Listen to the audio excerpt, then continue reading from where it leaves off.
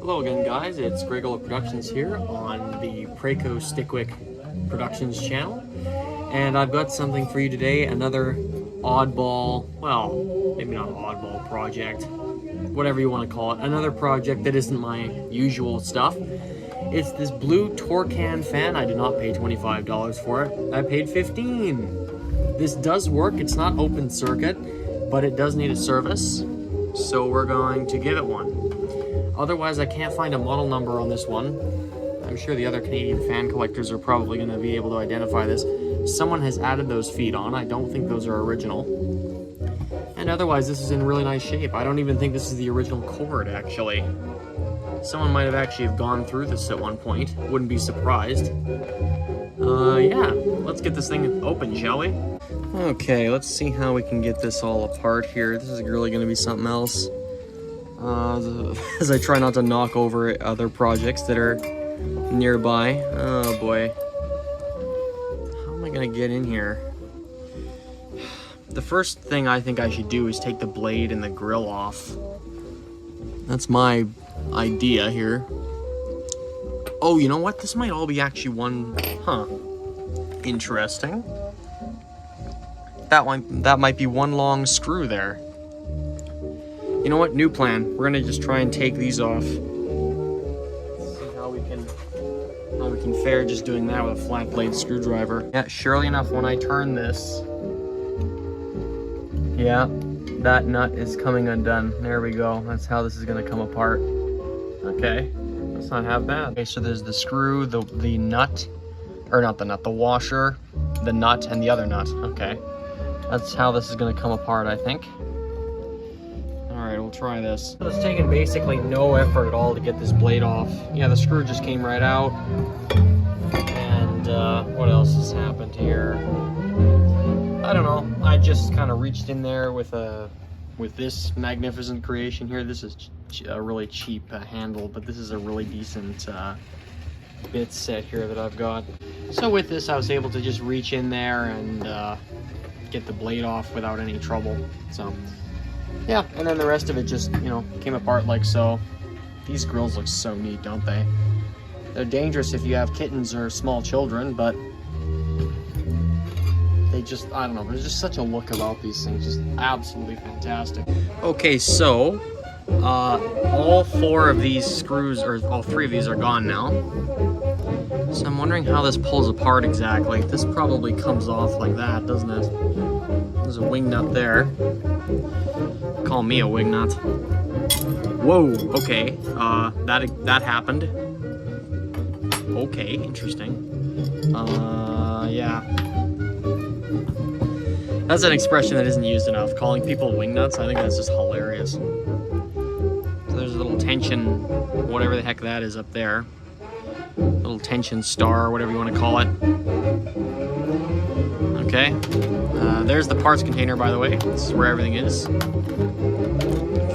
Okay, is this gonna pull off now, or how does this... Or do I need to disassemble more stuff?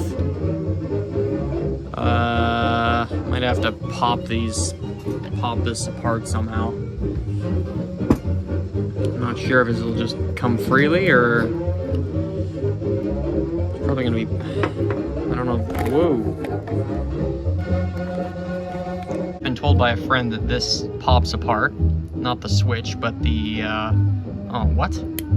Oh, okay, I guess that's just okay. That nut comes off. I thought this whole switch unit would just come out of here, but I guess not.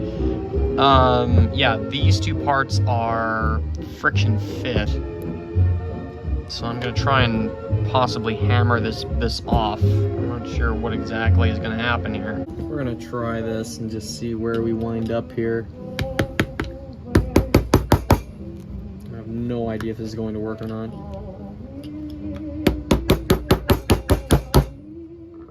Can't tell if it's actually making progress. And oh, yes, it is. Okay. Whoa. Hello. Okay. Yeah. So, what is going on here exactly? Okay, we got our bearing. That's a washer there for sure.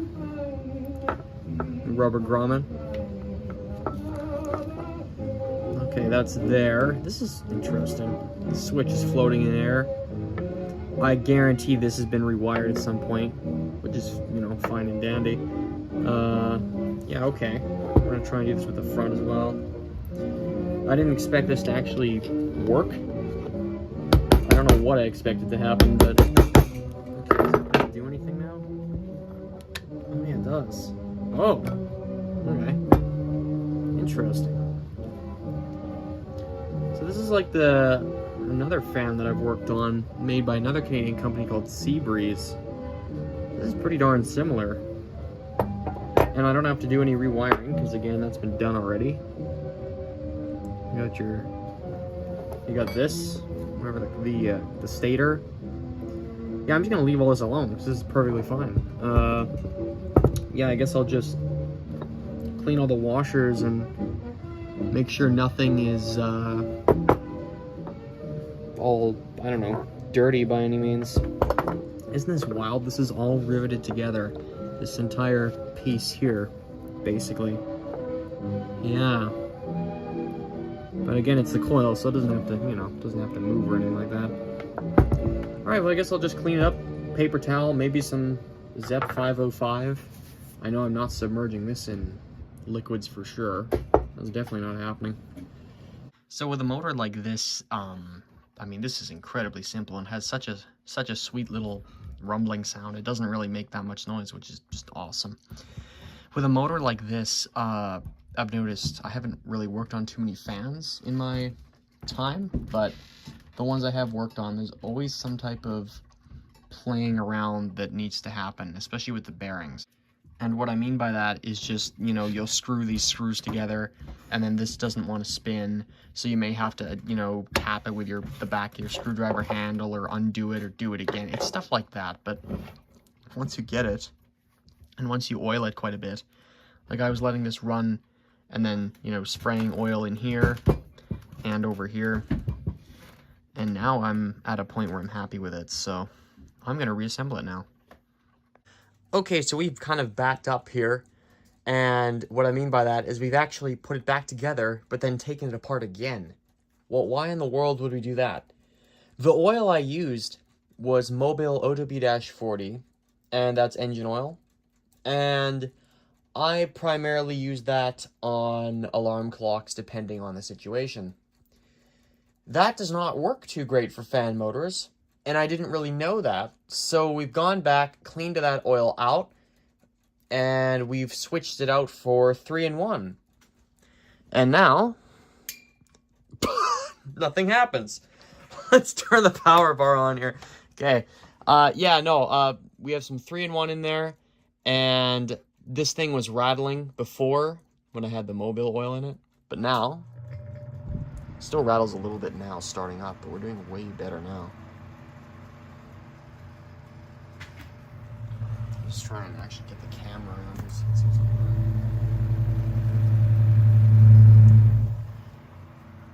This, I'm not sure if the bearings are slightly worn in this, or the blade is slightly bent. Actually, no, sorry, not the bearings. I don't know where I got that from. I don't know if the blade is slightly bent in this. It does make a teeny little bit of noise, but it's significantly better than it was before. I'm probably going to keep pumping this thing with oil. It's a cute little fan, and it works well. I'm already getting cold over here. So, it's a fun little Torcan. You know, if there's anything else that goes on with it, I'll upload, or, you know, I'll update it. But this is it. It's just a motor, and that's the whole shebang right there.